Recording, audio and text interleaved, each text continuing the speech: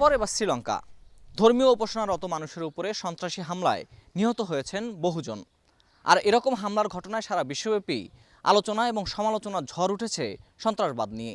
সবাই একাট্টা হয়ে ঘৃণা জানাচ্ছেন সন্ত্রাসীদের প্রতি, যাদের কোনো দেশ নেই, কাল নেই, ধর্ম নেই। দর্শক, মেট্রোসেম সিমেন্ট নিবেদিত আমাদের কথায় স্বাগত জানাচ্ছি। আজকের পর্বে আপনাদের সঙ্গে আছি আমি ফেরদৌস রহমান। আমাদের কথার আজকের পর্বে আমরা সন্ত্রাসের বিরুদ্ধে মানুষের ঘৃণার বাক্য শুনব। তার আগে চলুন এই বিষয়টির উপরে করা এটিএন নিউজের একটি প্রতিবেদন আমরা দেখে আসি।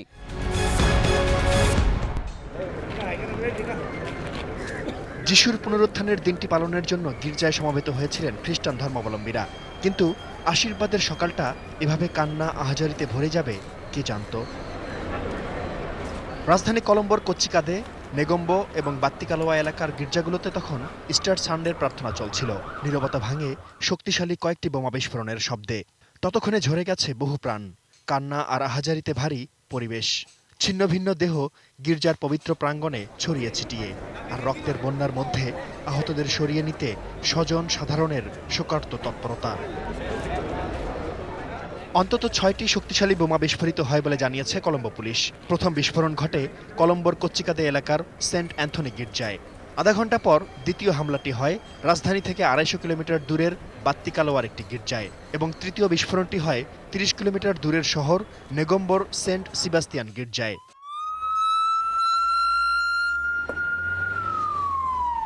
হামলা হয়েছে রাজধানীর প্রাণকেন্দ্রে অবস্থিত শাংরি-লা, সিনামন গ্র্যান্ড এবং কিংসবুরি হোটেলেও।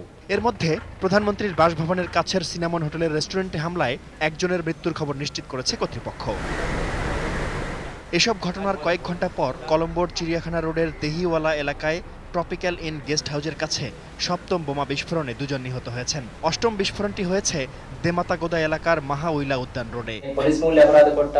শ্রীলঙ্কার পুলিশ প্রধান পুজুথ জয়াসুন্দরা হামলার 10 দিন আগেই সতর্কবার্তা দিয়েছিলেন। গত 11 এপ্রিল শীর্ষ কর্মকর্তাদের কাছে ওই সতর্কবার্তা পাঠানো হয়। বিদেশি গোয়েন্দা সংস্থার বরাত দিয়ে ওই সতর্কবার্তায় বলা হয়, উগ্রপন্থী মুসলিম গোষ্ঠী ন্যাশনাল তাওহিদ জামাত এনটিজে শ্রীলঙ্কার প্রধান গির্জাগুলোয় আত্মঘাতী হামলার পরিকল্পনা করছে। কলম্বোয় ভারতীয় হাইকমিশনেও হামলার পরিকল্পনা রয়েছে। নৃশংস কাপুরুষোচিত এই হামলার নিন্দা জানিয়েছেন শ্রীলঙ্কার প্রধানমন্ত্রী রনিল বিক্রমাসিংহে। ইতোমধ্যে জরুরি বৈঠক করেছেন তিনি। এক বিবৃতিতে এমন পরিস্থিতিতে দেশের সবাইকে শান্ত ও ঐক্যবদ্ধ থাকার আহ্বান জানিয়ে তদন্ত কাজে সহযোগিতার অনুরোধ করেছেন প্রেসিডেন্ট মাইথ্রিপালা সিরিসেনা। নিন্দা জানিয়ে তদন্তে সব ধরনের সহযোগিতার আশ্বাস দিয়েছেন ভারত, রাশিয়া, যুক্তরাজ্য, ফ্রান্স, পাকিস্তান, অস্ট্রেলিয়া সহ বিভিন্ন দেশের রাষ্ট্র ও সরকার প্রধানরা। 2009 সালে গৃহযুদ্ধের অবসান হওয়ার পর বেশ কয়েকবার হামলার মুখোমুখি হয় শ্রীলঙ্কা। সংখ্যাগরিষ্ঠ সিংহলি বৌদ্ধ সম্প্রদায়ের আক্রমণের শিকার হন মুসলিমরা। এর প্রেক্ষিতে গত বছরের মার্চে জরুরি অবস্থাও জারি করতে হয় লঙ্কান সরকারকে। তবে নিশ্চিহ্ন হয়ে যাওয়া তামিল টাইগারদের দিকেও সন্দেহের নজর রয়েছে সরকারের।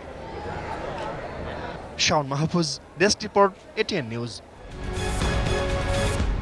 দর্শক, ইস্টার সানডের দিনে শ্রীলঙ্কায় বোমা হামলা নিয়ে এটিএন নিউজের প্রতিবেদন আমরা দেখছিলাম। চলুন দেখা যাক সাধারণ মানুষ কিভাবে ঘৃণা জানান সন্ত্রাসবাদের প্রতি।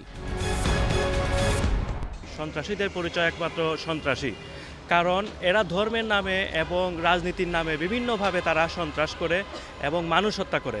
নিরীহ মানুষ হত্যা করা কোনো ধর্মীয় গোষ্ঠীর, সেটা যে কোনো ধর্মেরই হোক, সেটা গ্রহণযোগ্য কোনোভাবেই হতে পারে না।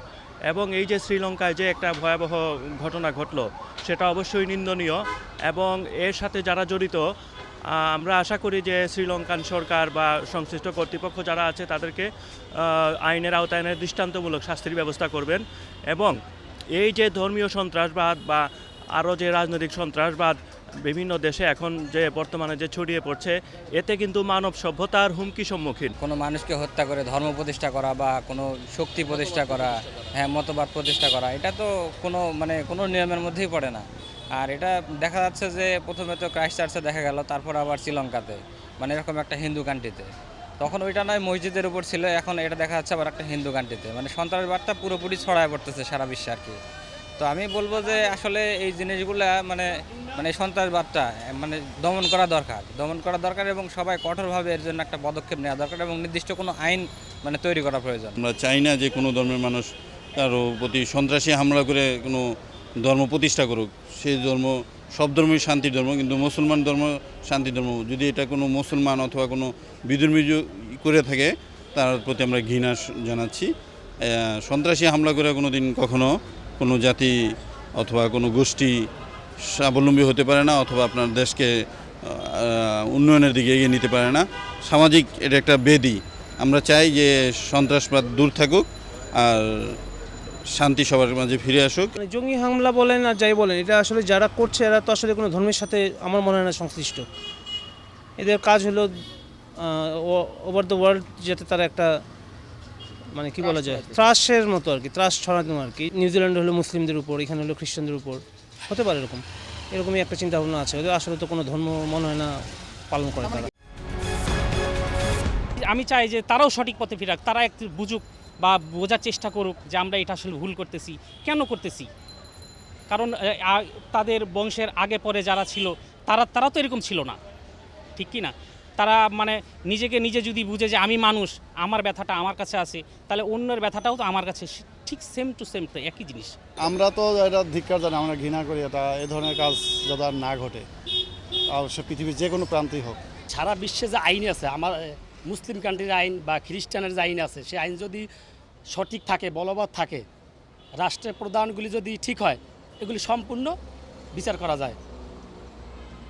কারণ এগুলো রাষ্ট্রের যে প্রধান যারা আছে তারা এগুলোকে ভালো চোখে দেখে না, তারা মানে কোনো মূল্যায়ন করে না। মরতেছে, কিছুদিন পত্রপত্রিকা লেখালেখি করে, বিচার হবে, তারপরে শেষ। মানে তাদেরও একটি বিচারের যে একটি রুচি, এটি তাদের ভিতর নাই। আমার মনে হয় ধর্ম নয়, ধর্ম থাকলে তো মানুষ হত্যা করতো না। মানুষ হত্যা যারা করে তারা তো আসলে অমানুষ, তাদের মানুষত্ব বলতে কিছু নেই। সে আমার মধ্যে সন্ত্রাস রাখতে হবে, কারণ এটা যেমন শ্রীলঙ্কাতে হয়েছে, লাইক তারপরে নিউজিল্যান্ডে হলো, ওইখানে মানে এগুলো আর কি আমার মধ্যে খুবই খারাপ একটা কাজ। দর্শক, সাধারণ মানুষ বলছেন সন্ত্রাসবাদ এখন একটি বৈশ্বিক সমস্যা, এর কোনো জাতি, ধর্ম বা দেশ নেই।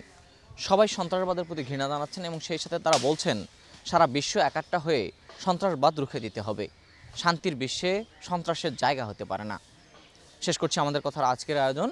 আগামী পর্বে ঠিক একই সময়ে ভিন্ন কোনো বিষয় নিয়ে আমি ফেরদৌস রহমান আবারও হাজির হব আপনাদের সামনে। সে পর্যন্ত সবাই ভালো থাকুন, সুস্থ থাকুন আর সবসময় এটিএন নিউজের সঙ্গেই থাকুন।